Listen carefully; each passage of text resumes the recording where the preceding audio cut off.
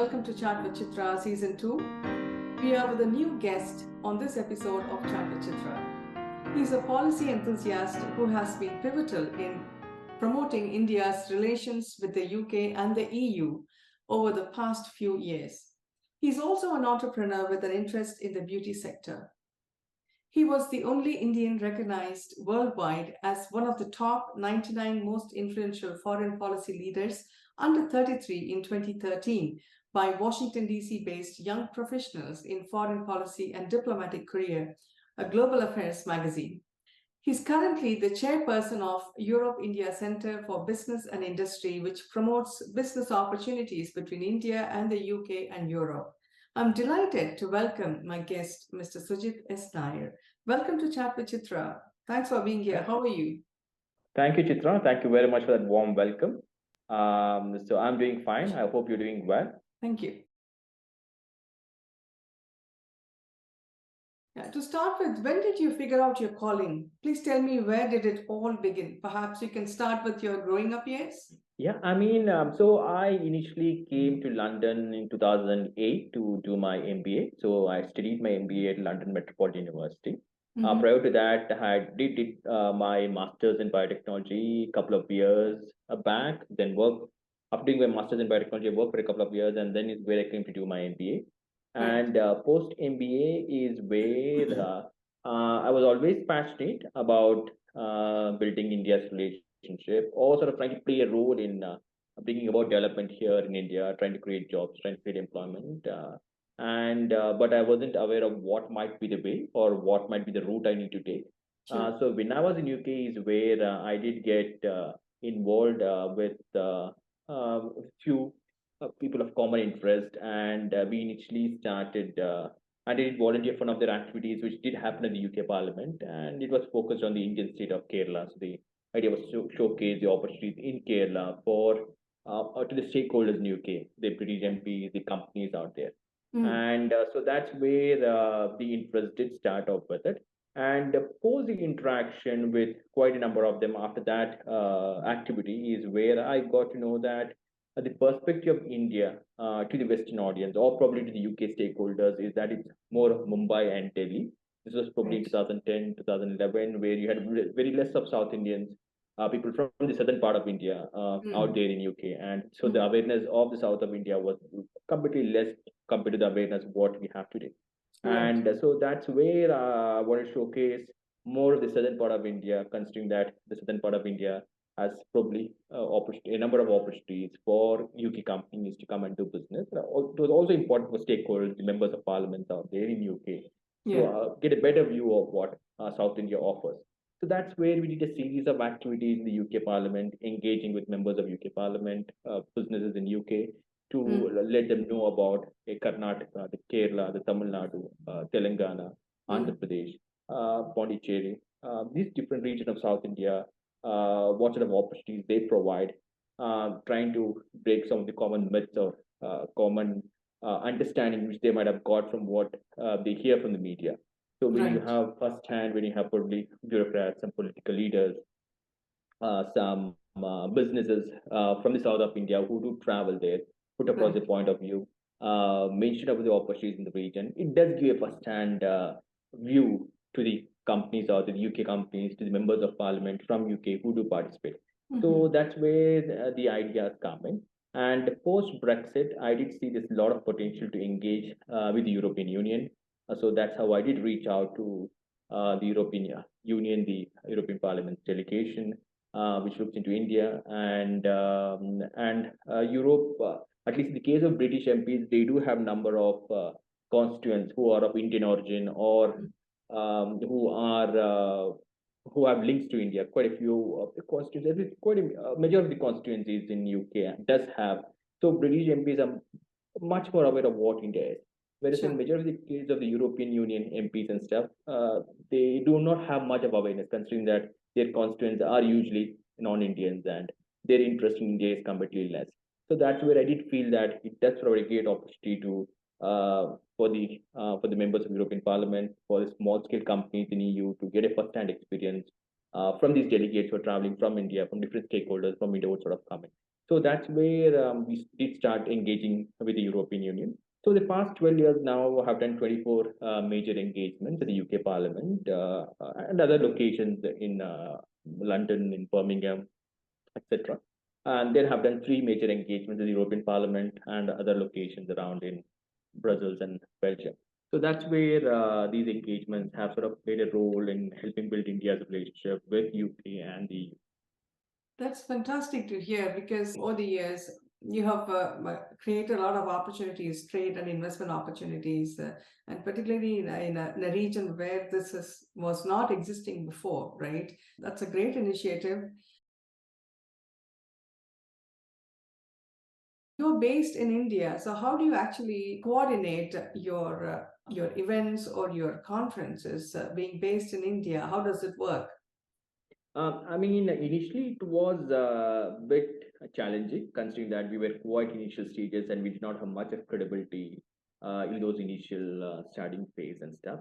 But now it's completely much better, considering that there's a bit of awareness about our work. We have already built our bit of network across our companies, and we do engage with different stakeholders in different regions. We have vice chairs who do represent us in different regions and who to reach out to the network when we do our conferences and different sort of activities.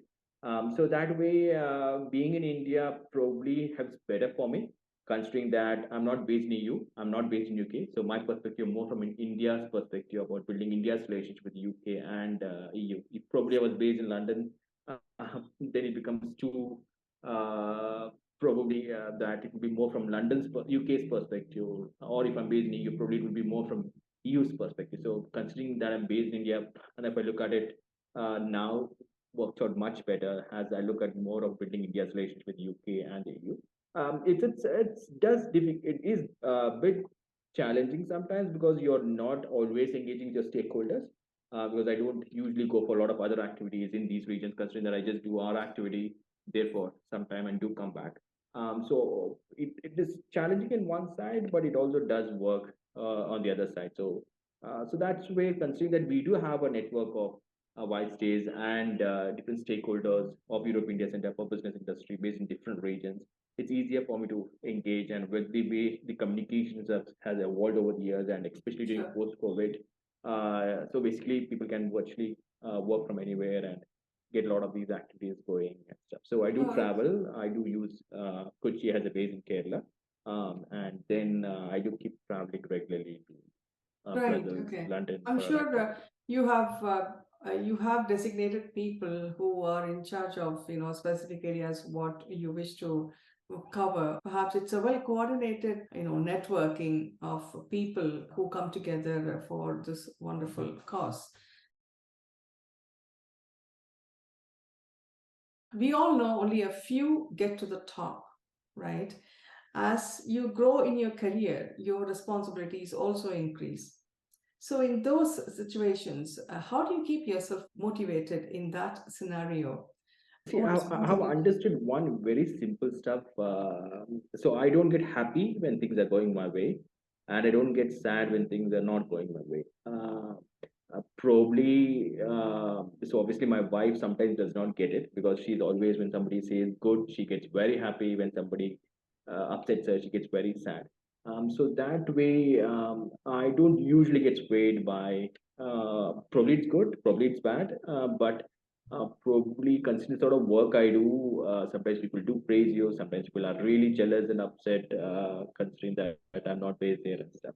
And there are times when we do feel that what's the idea behind doing this, but then it, it just feels like you're putting so much of work. So let me put in some more work. So always take it one thing at a time, because when I started this in 2011, when we started doing our activities, I never knew beyond a particular summit, the next summit. The next activity was the plan. There was nothing that, okay, in 2014 or 2015, I'm going to do this. Or even next year, I really don't know what's going to happen over the next 6 months. I mean, so that's where I've always looked, especially from the Europe India Center for Business Industry point of view, sort of way I've always looked at it as short term sort of an activity, nothing looking beyond probably 3 to 6 months. So that's where I have kept it going. So as long as happy, I'm okay with it. How as long as it goes on.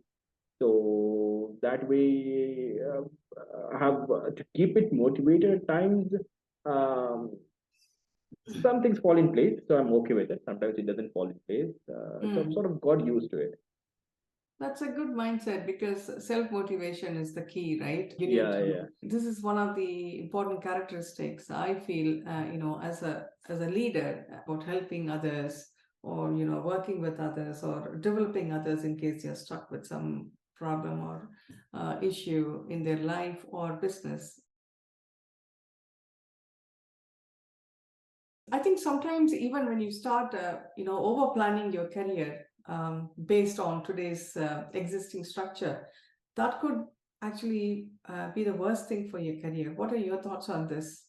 I've always done short-term stuff, short-term sort of a planning, especially during COVID when you had people just falling like pins. I mean, they were well today, tomorrow they're gone. I mean, there's a lot of these instances which have come across, and a lot of people have sort of come across in their friends and family network and stuff. So Right. all that towards the end of the day is not a matter. So as long as it's so we are happy, we are sort of contented, it's fine. I mean, if it works, it works. If it doesn't work, it doesn't work. You cannot do Right. much beyond it. Great. When you go through some challenges in your life, makes you more mature. You grow along with that, right? So in this establishment of this organization, were there any particular challenges or problems you faced that you grew as a result of while establishing this and going forward? Of course, each of these conferences which we do has its own set of challenges. But most of the challenges I do face is, especially when we're doing a South India specific one. So if you're doing a particular state, people from another state says you are from this state. Why are you doing an activity based on another Oh, state? right. So it does create a lot of controversies and email campaigns and all the other negative sort of a campaigns trying to derail the activity which we are doing. Of course, I mean, initially when it happened, I was scared, which of course, when it happens the first or second time, you do get scared. And then you just get used to handling it. You just know that it's part of the game. And you just get along with it. I mean, you do understand that challenges do crop up and you just need to handle it. So I've had to face quite a few set of issues, and also considering my case, it's challenging because I'm not based probably say in UK or in EU, and a lot of all my Yeah. activities are based there. We do have, I mean, you do have people who feel, what is this guy who's there, and people don't even believe.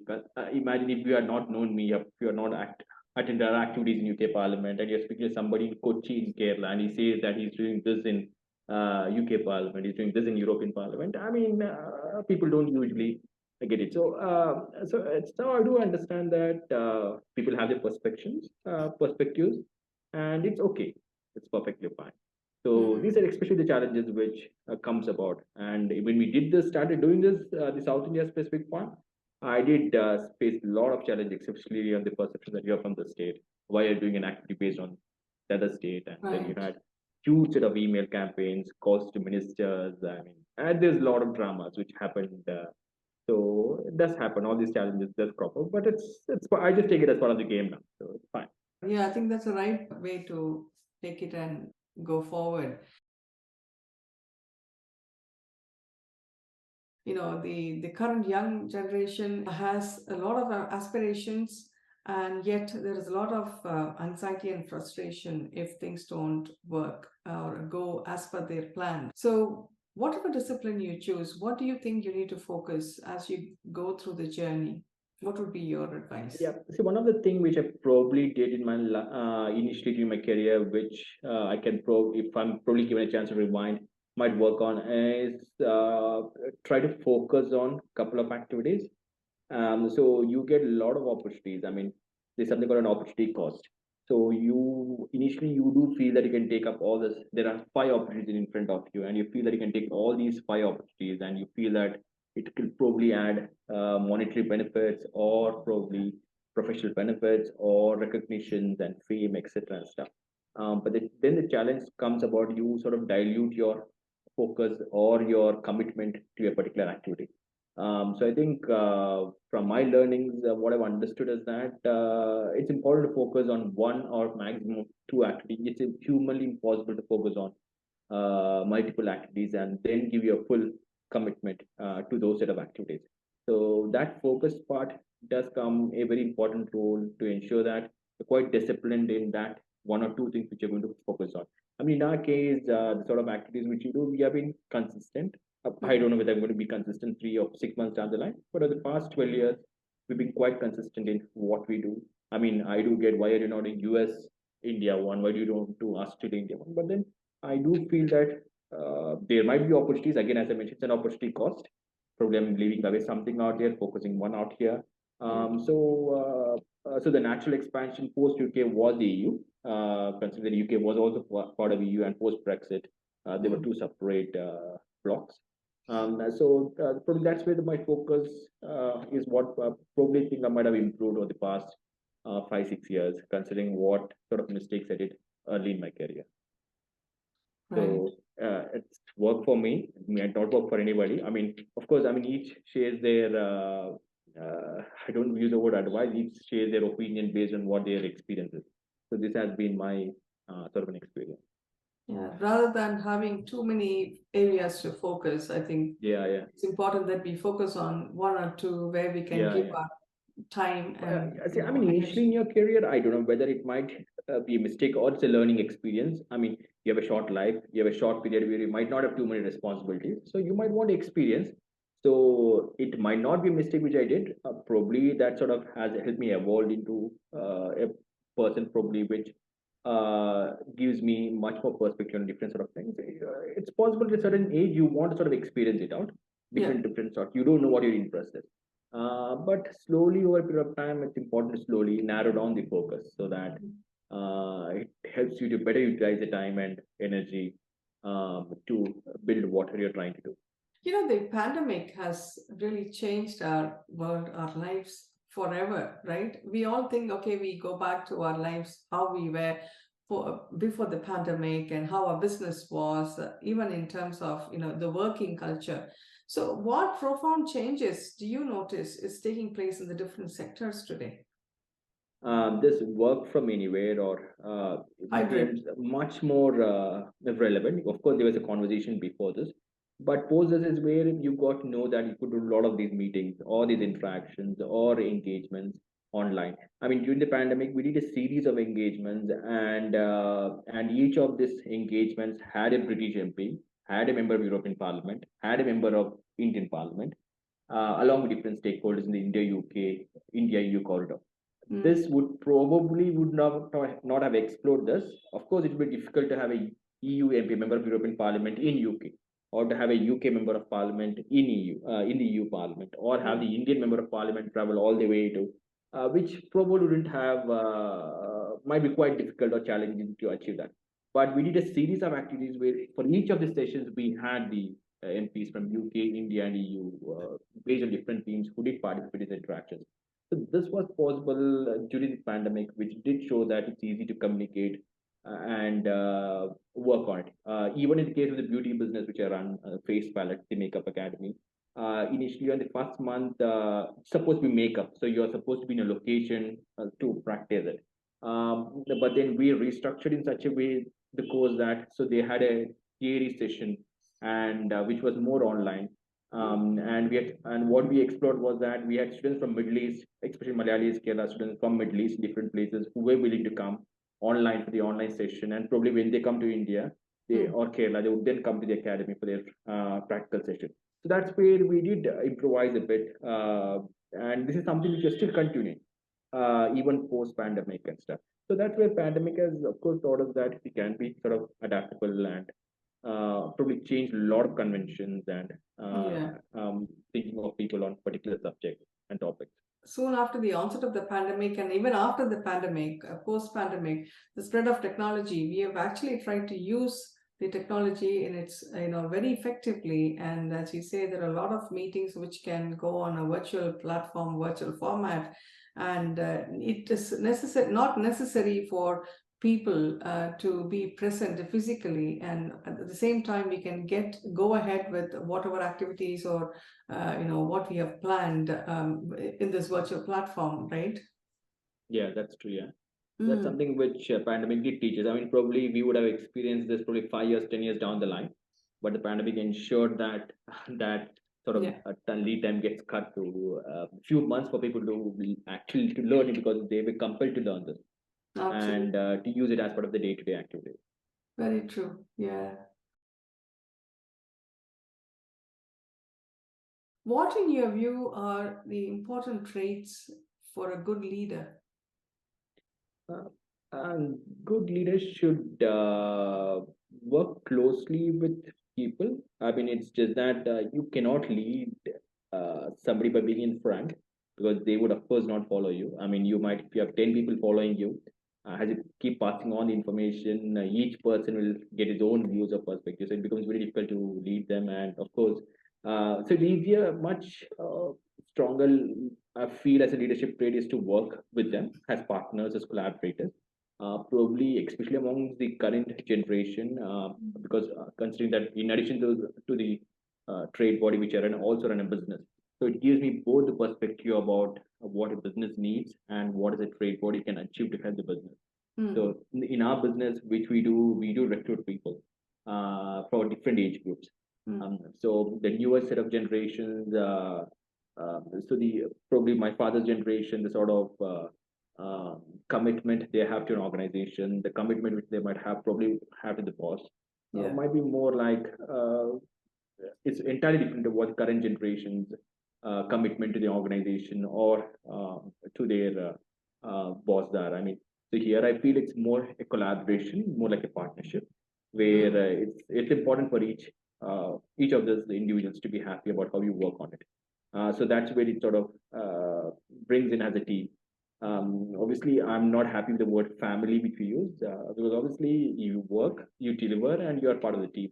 The day you stop delivering, irrespective of family, you cannot use the word family, because obviously then as a team you're supposed to lead your organization or whatever you're trying to, because you're not contributing to the team. So it's important to collaborate. As a leader, I think it's more important to collaborate rather than being in the front, and then you have none of your followers trying to actually understand what you're trying to do. It's much easier to work with them, more from a collaboration partnership perspective, rather than being in the front and direct them. This has to be done, that has to be done, which I think the current generation or the people who are joining the workforce might probably not get it. Yeah, true. Very well said. I think that's a very valuable piece of advice or suggestion that you've shared today with the viewers. What is success to you? Probably that I want to have a good sleep. So that is something which probably, of course, so you do want to have some luxuries, and probably want to have your recognition of films. But then for me, I think towards the end of the day, I just need to go to bed. I just need to sleep soon, rather than just bothering about a lot of things, and then I'm not able to sleep. Then I lose my next day. I lose my productivity and stuff. So the vicious for circle. me, towards so yeah, so I just want to go. That's something which I'm really careful about. As soon as I go to the bed, I have to have sleep. I just cannot be bothering about things and stuff. That way, probably for success for me might be that I might probably have to go have a good sleep, wake up early in the morning, and just keep doing what that doing. I mean, if others think recognition, if monetary stuff does, of course I do work on it, but that's what I'm saying. So towards the end of the day, it should lead me to have a good sleep rather than me then thinking about bothering a lot of these things. Very simple stuff is that as soon as I go to the bed, I should have a good sleep. So whatever it is, I mean, so if you're not bothered much, you usually have a good sleep. So I just want to probably go have a good sleep, wake up, and I just do my work. What needs to be done gets it done. A lot of things might happen, things might not happen. That's absolutely fine. But then, so I really don't want to wake 2 or 3 times a night. Sometimes I do, and then I lose my productivity. So I like to have a good sleep. So towards the end of the day, so if that happens, probably I think it should be fine. That's brilliant. You have this establishment and you organize so many events and conferences. And now it's been almost 11 years, right, since you've established the Europe-India Trade Center. Yeah, we had initially the focus was more something called British South India Council of Commerce. Right. So that's where we started engaging with the southern part of India, and we initially did a series of activities based on that. And once there was a bit more awareness, is where we started engaging with much more sectors. And post Brexit is where we, of course, we cannot use the British South India, but we started engaging with the European Union, and that's where we had a further extension of it called the Europe India Center for Business and Industry. And so totally, it's been around 12 years where we have been doing the series of activities and engaging different stakeholders in the region. Fantastic. And going forward, what is your vision? What is it that you want to achieve further, Sujit? I'm happy with what is going on. I mean, it might show a direction might come about. Now, example, if you're going to ask me what are you going to do the next 3 months, I mean, we have an activity at the European Parliament on 5th of July. So we're trying to have more focused discussion on the EU-India trade and having some conversation around it. In the case of the business which are in the beauty venture, we are trying to hopefully add more students coming and studying and trying to encourage. What we do is that we work majorly with women here as part of the academy, and we also give them work.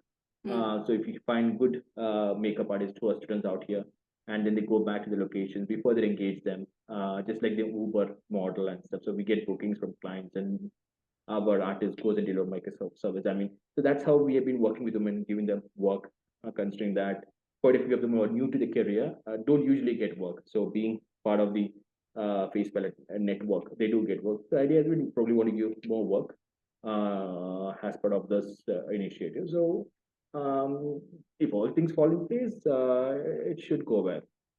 Right. So you're more into setting short-term goals. I prefer this short-term stuff to see how it goes on, and if it goes well, it goes well. Fantastic. We now move on to the second section of the chat, which is called the lighter side of you. What is the best advice you've ever been given? I mean, just focus on your work. Don't bother much about what's actually happening. I did get this advice when you had a lot of issues when we're doing a conference where people are saying you're from a different state, why are you doing this? So somebody just told me, just focus on yourself, just ignore it. Right. Who have been your greatest influences in your life? I have always admired Atal Bihari Vajpayee, India's former Prime Minister. I've always admired, also admired Dhirubhai Ambani, the Reliance founder.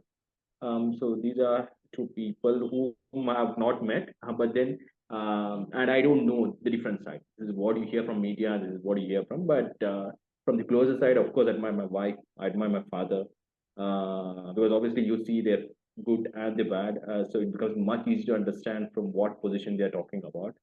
Right. How would you describe yourself in 3 words? I said, all is well, everything is going to be fine. Who would you be if you could choose for someone else and why? Probably I would want to be a combination of, say, Atal Bihari Vajpayee and Dhirubhai Ambani. How many languages do you speak? English, Hindi, Malayalam, Kannada. I can manage a bit of Telugu, Tamil I can manage. Money or happiness, what would you choose? When you have money, it gives you happiness. It's it both ways. I mean, so of course you require money. So money is something which I would choose, but then I do know that money does not guarantee happiness, and doesn't happiness guarantee money. So it has to be. Probably I might, as somewhere I was reading, probably I might cry in a BMW rather than cry in a scooter or a cycle. So, so it would be full money. Coffee or chocolate? A chocolate. What do you think is the key to living a good life? You just need to ignore and just do your stuff. Your favorite food? Kerala parota. Your favorite holiday destination? I love coming to London. Because considering that London was the one which initially gave me the first world view, a perspective of the world view. I love this city. It gives me different sort of energy when I come in there. So with this, we come to the end of this very lively chat.